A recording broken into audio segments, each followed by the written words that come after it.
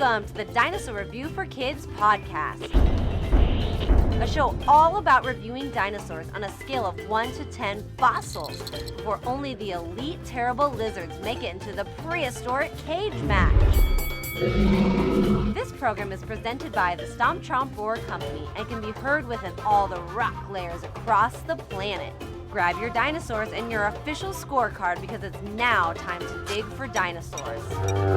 Here's your Mesozoic host, Dinosaur Ranger Anthony.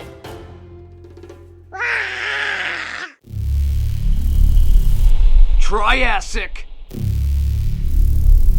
Jurassic, Cretaceous, forever. Welcome all my junior paleontologists to the WDW, World Dinosaur Wrestling. This is your Eric Bischoff-like host, Dinosaur Ranger Anthony, and thank you all for joining me for today's episode of the Dinosaur Review for Kids podcast. The last 9 prehistoric reviews have all led up to this very moment. It's time for our 6th Prehistoric Cage Match. For today's battle, we're adding a little bit of a wrestling twist. No, not the Walls of Jericho or the Boston Crab. Our matchup will be a professional wrestling-like event, and this is in honor of my recent trip to the WWE Royal Rumble in San Antonio, Texas last month. Now, there's just one thing left to do before we get straight into the action, and that's welcome to DinosaurMania! Now in just a moment, the top 2 scoring Mesozoic era creatures from season number 6 will rise up from their locker rooms below and face off one-on-one in a dinosaur championship bout for the ages. Over the last 9 episodes of the Dinosaur Review for Kids podcast, I have reviewed a number of dinosaur and other prehistoric genus, including the Tethys hadros, the Ceratosaurus, the Dinobellator, the Cosmoceratops, the Nyctosaurus, the Nanuqsaurus, the Colovosaurus, the Alamosaurus, and the Acrocanthosaurus. During each episode, I gave a genus a score of 1 out of 10 stars, aka we call them fossils. 1 fossil for some of the weakest dinosaurs, and 10 fossils for some of those strongest dinosaurs. Every 10th episode, I take the top 2 scoring dinosaur genus from the current season or the previous 9 episodes, and we let them go one-on-one in the Prehistoric Cage Match. This is the ultimate who would win battle. Today's matchup is between the Alamosaurus and the Acrocanthosaurus. It's a sauropod versus a theropod. It's a dinosaur found in New Mexico and a dinosaur found in Oklahoma. But today the battle will take place in the great state of Texas at the Alamo Dome Arena.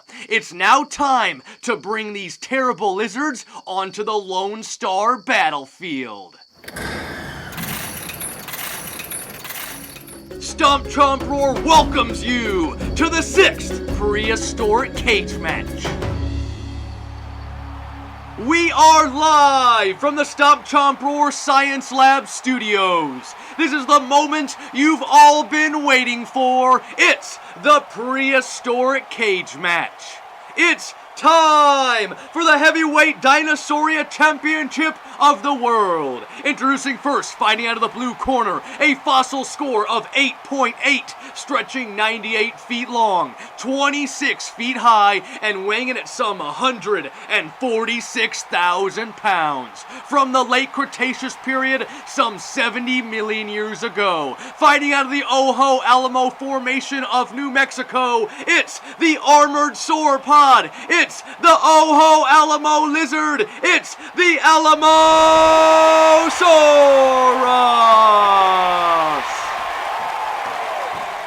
Introducing its opponent, fighting out of the red corner, a fossil score of 9.0, standing 38 feet long, 13 feet high, and weighing in at some 15,000 pounds. From the mid-Cretaceous period, some 113 million years ago, fighting out of the antler formation of Oklahoma, it's a sail-backed theropod, it's the high-spined lizard, it's the Acrocanthosaurus!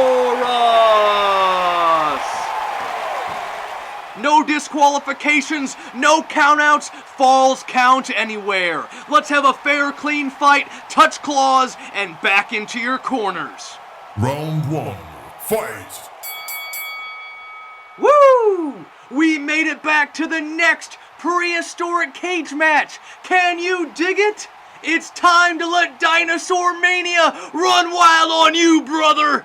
Thank you all my junior paleontologists for supporting the Stomp Chomp Roar Company and purchasing tickets for this DinoMine event. Tickets? No one said anything about tickets. We didn't need tickets for today's awesome DinosaurMania! It's time to sit back and enjoy the action. If you can smell what Dinosaur Ranger Anthony is cooking. Are you ready? I said, are you ready? Because it's time to play the game! Inside the arena, everything appears calm and peaceful, but only for the moment. No dinosaurs, no pyro, and no kendo sticks can be heard. Only the roar of the crowd fills the packed house of dinosaur wrestling fans. Chants of, "Let's go Acro, Alamo stinks! Let's go Acro, Alamo stinks!" can be heard coming from the seats of over 51,000 fans. Here we go! The lights go dark and smoke from the pyro starts to fill up the stage. The speakers begin playing music all around the arena and massive footsteps can be heard backstage. Holy jabroni! The Alamosaurus, North America's largest dinosaur, just crashed through the 2-story tall video board that hangs above the entrance doors. Burn it down! The massive size of this sauropod is simply unbelievable. No dinosaur would be crazy enough to challenge this 150,000 pound plant eater with its ginormous long neck. The Alamosaurus is now making its way down the ramp, traveling at 6 to 10 miles per hour and onto the battlefield below. With each footstep, it gets closer and closer to the wrestling ring in the center of the arena. Its long neck and small head reach 26 feet into the sky as it nearly touches the scoreboard that hangs from the center of the arena. If its neck was any larger, its head would be through the roof and parts of the San Antonio skyline. As the Alamosaurus reaches the ring, it swings its parallel with the ground-like neck from left to right as it raises its eyebrow just like The Rock and glares at the junior paleontologists in attendance. This herbivore is hungry and for all kinds of vegetation, including its favorite pine needle shakes. Its long neck reaches up into the steel cage that hangs from the ceiling above. The rod-shaped teeth of the Alamosaurus begin raking all kinds of vegetation that hang from the cage. The Alamosaurus can't resist but fill up its bulky body with all kinds of pine needles. This quadrupedal, wide-legged sauropod ate nearly 900 pounds of food every day just to be able to maintain its body weight. No cutting weight for this dinosaur. No! The Alamosaurus just lifted its front right leg and tried to rest it on the red ring ropes that surround the wrestling ring. The massive weight of the Alamosaurus snapped the ropes away from the corner turnbuckle just like a stretched out rubber band. The Alamosaurus looks down for a moment, only to lift its head back up into the cage for more food. The Alamosaurus has no respect for the industry. It's just like the NWO. It's too sweet. It's back! The The Acrocanthosaurus has returned to the Alamo Dome! Sparks begin to fill the stage as the music hits for our next terrible lizard to come out onto the grandest stage of them all. The fans start chanting, Acro, Acro, Acro. The flashes of light brighten the stage, showing the massive amounts of debris left behind from the Alamosaurus's destructive entry. The footsteps of the fourth biggest meat-eating dinosaur begin to fill the arena.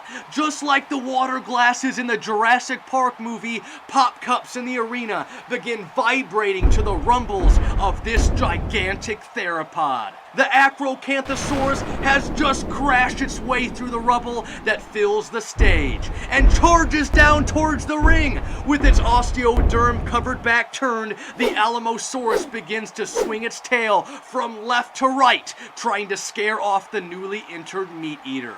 But this 38-foot-long theropod never gives up and continues charging towards the ring, towards that whip-like tail of the Alamosaurus. As the Acrocanthosaurus charges down the ramp, just like the Ultimate Warrior, the meat-eater lowers its head, which displays its nasal ridge that runs from its snout up to its eyes. Here comes the Acrocanthosaurus for a stinger splash!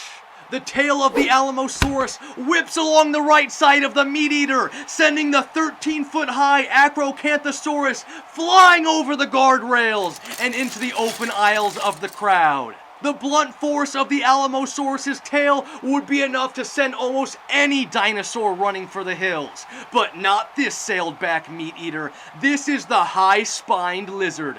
This is the dinosaur that's been ready since day one-ish. The Acrocanthosaurus jumps back onto its feet just to see the Alamosaurus walking towards the tunnel as it destroys all kinds of tables, ladders, and chairs in its path before finding the concession stands. Could this long neck really be going for a plate of nachos and a side of pine needles right now? As the Acrocanthosaurus rises back to its feet and over the barricade, it stomps across the flattened ring and begins an apex-like hunt for this sauropod. Nothing will stop this dinosaur, babyface! In the lobby of the arena, the sauropod can't help but leave all kinds of destruction in its path. Nachos, hot dogs, and pop cups fill the floor. T-shirts, posters, replica belts, and all kinds of merchandise are scattered around the arena.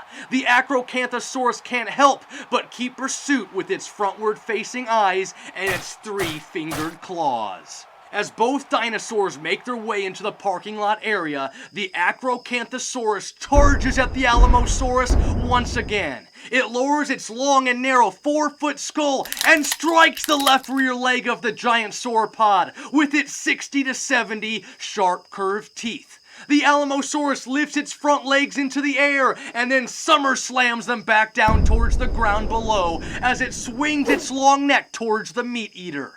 The long neck of the Alamosaurus deals another strong blow to the body of the 15,000-pound Acrocanthosaurus. The meat-eater's body is thrown into the nearby ticket window. Ticket stubs begin flying into the sky, just like the confetti from a Cretaceous rock concert. For the moment, the Acrocanthosaurus lays still against the arena walls.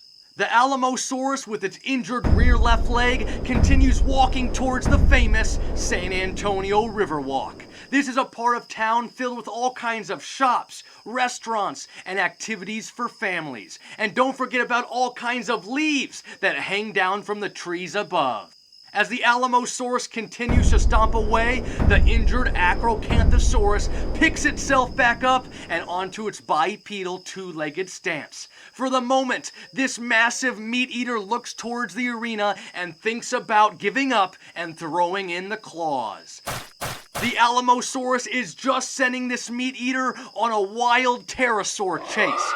But not today. Not never. It's time to fight. There's a battle to be won.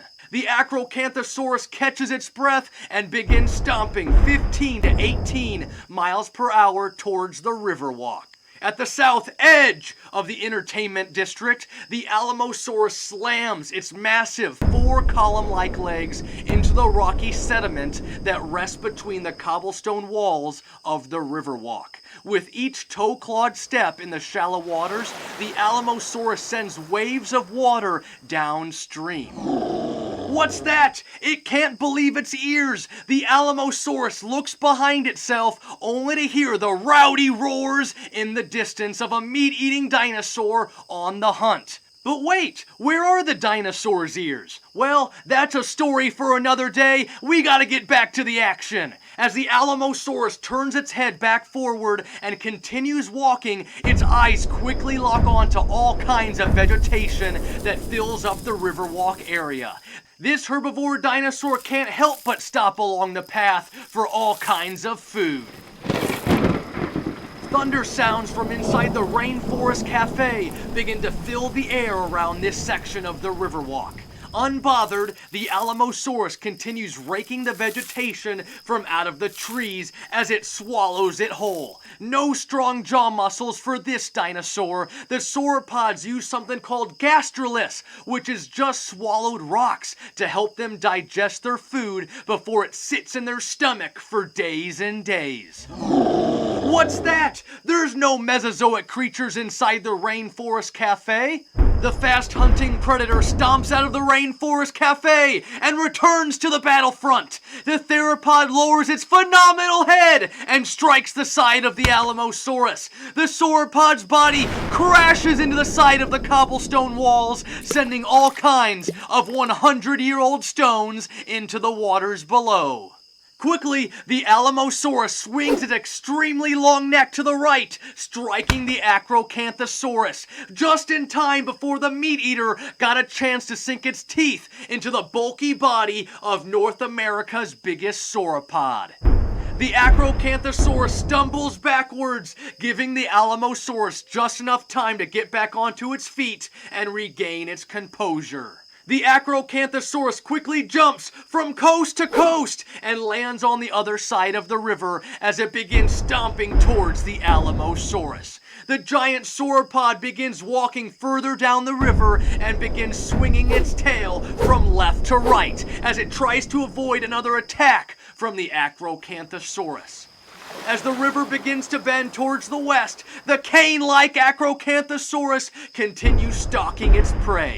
But the constant swing of the Alamosaurus's tail isn't allowing enough time for the Acrocanthosaurus to strike. As both dinosaurs stomp in front of the Bubba Gump Shrimp Restaurant, the Alamosaurus quickly spins its body around and starts an offensive. The Alamosaurus swings its long neck, some say the longest of all the long necks, towards the Acrocanthosaurus. Caught off guard, the Acrocanthosaurus again jumps from coast to coast across the river and lands on the other side. That was close! It nearly misses the swing of the sauropod's long neck. But oh no! The long tail of the Alamosaurus goes straight through the shrimping company and sends all sorts of seafood into the air. Catch your crab legs, your lobster tails, or your shrimp scampi. This is the Spinosaurus's dream. Wait, what was that? I don't think we're alone. The smells of seafood quickly sidetrack the meat-eater as it begins snatching all kinds of shrimp that start falling from the sky. With the meat-eater distracted, the Alamosaurus quickly makes a move for it and continues further down the river. Its injured rear leg is finally starting to impact its motion. Watch out, river crews! The Alamosaurus crashes through a Riverwalk pedestrian bridge before it makes its way back onto the street level and into downtown San Antonio. Shocked, the Acrocanthosaurus looks around only to find himself alone once again. This battle still hasn't been won, but thankfully the Alamosaurus has left a trail of debris in its path. Back on the street level, after its seafood snack, the Acrocanthosaurus continues to follow the broken cobblestones, bricks, and sidewalks that lead towards the north. There's only one place this sauropod could be hiding. It's time for one last stand. It's time to go to the Alamo! The Acrocanthosaurus begins stomping towards the old Spanish mission, only to find more and more debris left behind from this Andre the Giant-like sauropod. All kinds of knickknacks and souvenirs litter the streets, even more tables, ladders, and chairs. As the Alamo comes more and more into sight, the Acrocanthosaurus can see the back of the Alamosaurus's long neck sticking over the fortress stone walls. The Alamosaurus is just inside the gates of the famous Alamo. The Acrocanthosaurus continues to stomp closer and closer. Are you ready, all my junior paleontologists? Who is gonna come out victorious? Who's next? Remember the dinosaurs! Remember the dinosaurs! The high-spined lizard crashes its way onto the pebble rock-like battlefield for one last encounter with the Oho Alamo lizard. Stunned, the Alamosaurus drops its jaw as pine needles fall to the ground below. Quickly, the Alamosaurus starts its tail whip. Its tail cracks against the sky with each whip from left to right. The loud sound can be heard for blocks and blocks. It sounds like an old cannon from the 19th century Battle of the Alamo. As the Acrocanthosaurus draws near, it quickly reaches out for the Alamosaurus's tail between tail whips. But yet again, the Acrocanthosaurus is hit across the body with the sauropod's long tail. It's just like a slap from the Irishman, Seamus. No! The motion sends the Acrocanthosaurus stumbling to the right. Simultaneously, the Alamosaurus spins its massive body around and looks towards the fallen meat eater. The Alamosaurus lifts its front two legs into the air and drops down towards the ground. It's gonna be another SummerSlam! Quickly, the Acrocanthosaurus lunges out of the way with the help of its powerful legs and its strong tail. It nearly avoids being flattened by the dinosaur body slam. For the first time, the two dinosaurs are locked in a dead stare. The Acrocanthosaurus begins charging, ho, towards the plant eater. The Alamosaurus swings its long neck towards the Acro, but this time missing the meat eater. The Acrocanthosaurus sinks its serrated teeth into the front right leg of the Alamosaurus and tears away its pebble-like skin. The Alamosaurus reaches its neck into the sky and lets out a fearsome growl before swinging its long neck towards the ground once more. The Acrocanthosaurus takes a couple steps backward as the Alamosaurus's neck swings across the battlefield before striking the rooftop section of the Alamo. The top side of the Alamo goes crumbling towards the ground. The massive swing of its own long neck sends the Alamosaurus taking 2 steps backwards. The Alamosaurus drops down to its rear knees as the Acrocanthosaurus charges full force towards the sauropod. Spear! The Acrocanthosaurus lowered its head and strikes the wide open chest of the Alamosaurus, sending the sauropod falling backwards and to its left. Oh no! Its neck crashes directly through the left side of the old Spanish mission we call the Alamo. The sounds of compies begin to fill the air as they can smell the blood of the fresh wounded dinosaur. The Acrocanthosaurus walks near the fallen Alamosaurus and lifts its head into the air, letting out a huge roar that can be heard back at the Alamo Dome. Here we go, my junior wrestlers, with one last bit of strength. The Alamosaurus lifts itself up with its front legs. Its head emerges from inside the walls of the old Spanish church. The Alamosaurus looks towards the Acrocanthosaurus, but instantly its front right legs begin to buckle from the prior bite from the Acrocanthosaurus. The Alamosaurus, with its armored back, goes crashing back down towards the ground, just like the WCW, but this time, its head lays just in front of the huge wooden doors of the Alamo. With the battle not completely won, the Acrocanthosaurus roars into the sky and then lowers its head as it chomps onto the neck of the Alamosaurus with a bite KO. That's it! Count it, ref! 1, 2, 3! This matchup is over! Ring the bell! The champ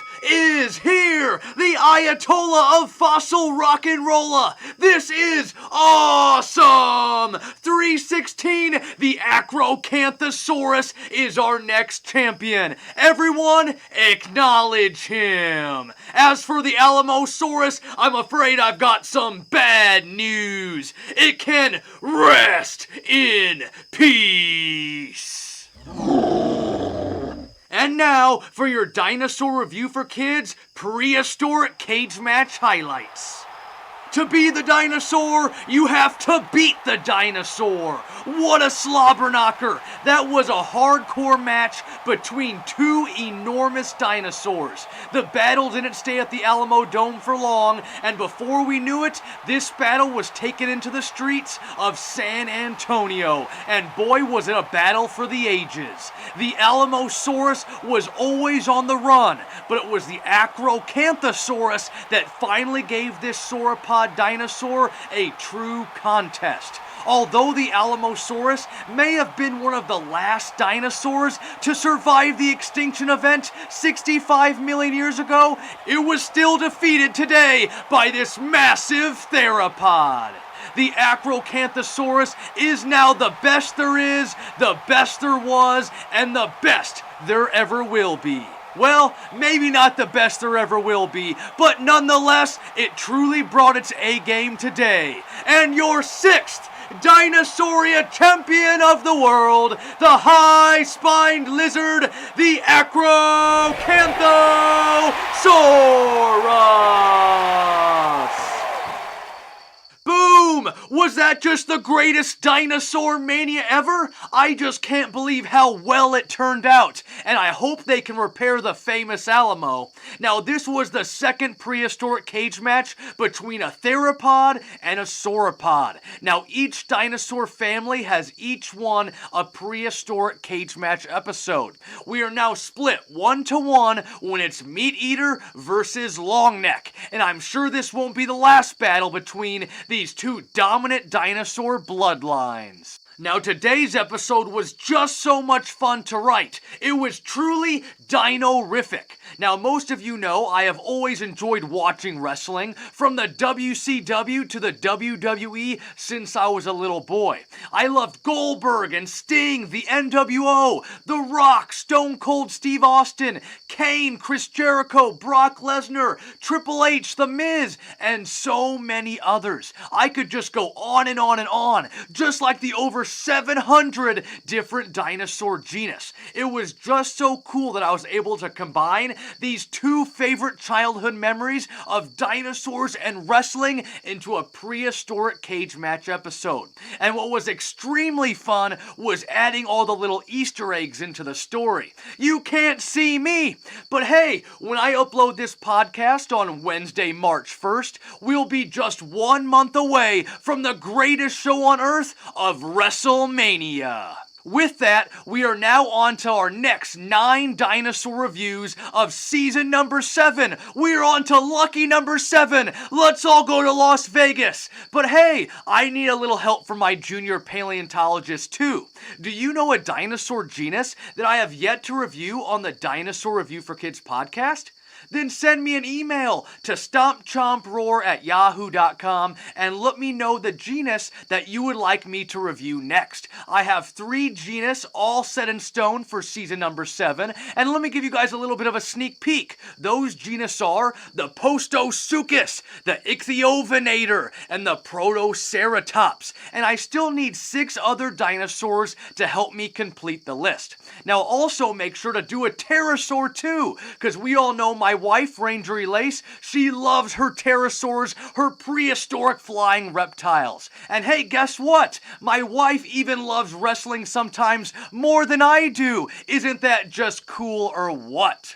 Well, that's it, everyone. Sadly, it's time to clear out the arena and turn out the lights on the prehistoric cage match. Thank you, everyone, again for listening to the Dinosaur Review for Kids podcast. We've now completed season number 6, and I couldn't do it without you. My apologies for taking so long to powerbomb this episode. Each podcast takes so much time behind the scenes, from writing and recording to editing and uploading. uploading, and these Prehistoric Cage Match episodes take 5 times the work. And if you know me, I've always been a perfectionist, so I'm always trying to write the best story and record the best work. And sometimes I even have to go back and re-record a spot that I want to fix, or maybe I want to add a few more lines to the story to make it so much better. So again, thank you all so much for hanging in there and not tapping out to that sleeper hole. Well, until next time, my name is Dinosaur Ranger Anthony, your professional wrestling announcer for today's podcast. And as always, keep digging for dinosaurs. But wait, did anyone hear that Spinosaurus? Did you hear the Spinosaurus aegypticus?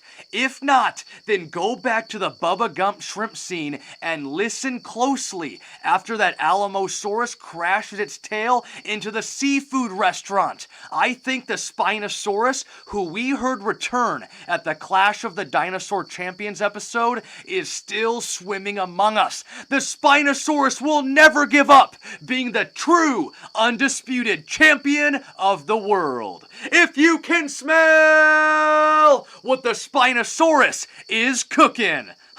Probably some cheesy stuffed catfish, am I right? Until next season, my junior paleontologist, keep digging for dinosaurs. Wow!